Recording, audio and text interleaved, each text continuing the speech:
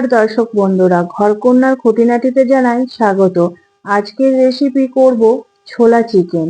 এই রেসিপিটি রুটি বা পরোটার সাথে খেতে খুবই ভালো লাগে। বাচ্চা থেকে বড় সবাই চিকেন খেতে ভালোবাসে। তাই এই রেসিপিটি কিভাবে বানালে একদম রেস্টুরেন্টের মতন হবে, চলো দেখে নেওয়া যাক। প্রথমে ছোলাগুলোকে প্রেসার কুকারে লবণ দিয়ে সিদ্ধ করে নিয়েছি। এরপর চিকেনটাকে লবণ হলুদ মাখিয়ে আধা ঘন্টার জন্য রেখে নিয়েছি। আর পেঁয়াজ, আদা, রসুন, কাঁচা লঙ্কা দিয়ে মশলা বানিয়ে নিয়েছি। কড়াইতে সর্ষের তেল গরম করে গোটা জিরে, শুকনো লঙ্কা, দারচিনি, এলাচ দিয়ে নেড়ে নিলাম।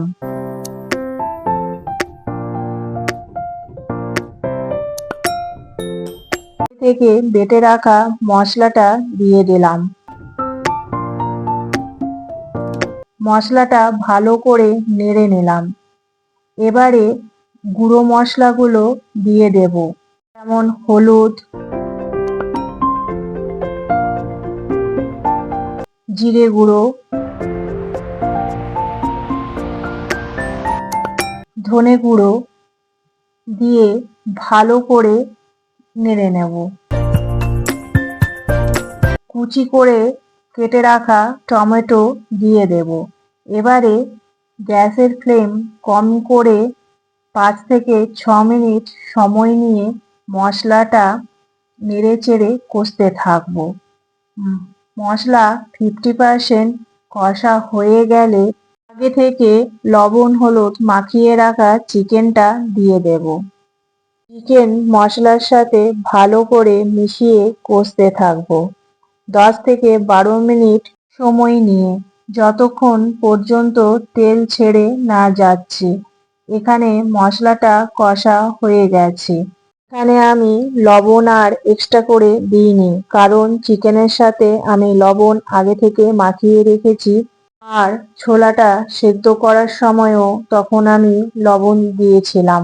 এবার সেদ্ধ করে রাখা ছোলাটা দিয়ে দেব। ছোলাগুলো ভালো করে মিশিয়ে নেব।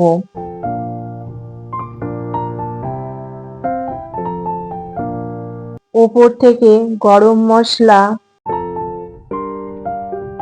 কুচি করে কেটে রাখা ধনেপাতা দিয়ে গ্যাসের ফ্লেমটা বাড়িয়ে দেব। ফুটে আসলে ঢাকনা দিয়ে দেব। কিছুক্ষণ ঢাকনা দিয়ে রেখে গ্যাসের ফ্লেম বন্ধ করে 10 মিনিটের জন্য স্ট্যান্ডিং টাইমে রেখে দেব। তারপর ঢাকনা খুলে দেব। রেডি ছোলা চিকেন। এবারে সার্ভ করব।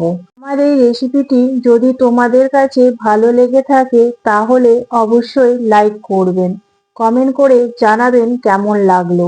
চ্যানেলে নতুন হলে চ্যানেলটি সাবস্ক্রাইব করে নেওয়ার অনুরোধ রইল। পাশে থাকা বেল আইকনটি অবশ্যই প্রেস করে নেবেন, কারণ আমি চ্যানেলে নতুন কোনো রেসিপি দিলে খুব তাড়াতাড়ি তোমাদের কাছে পৌঁছে যাবে। আজকের মতন এই পর্যন্ত। আবারও দেখা হবে নতুন একটি রেসিপি নিয়ে। ভালো থেকো, সুস্থ থেকো।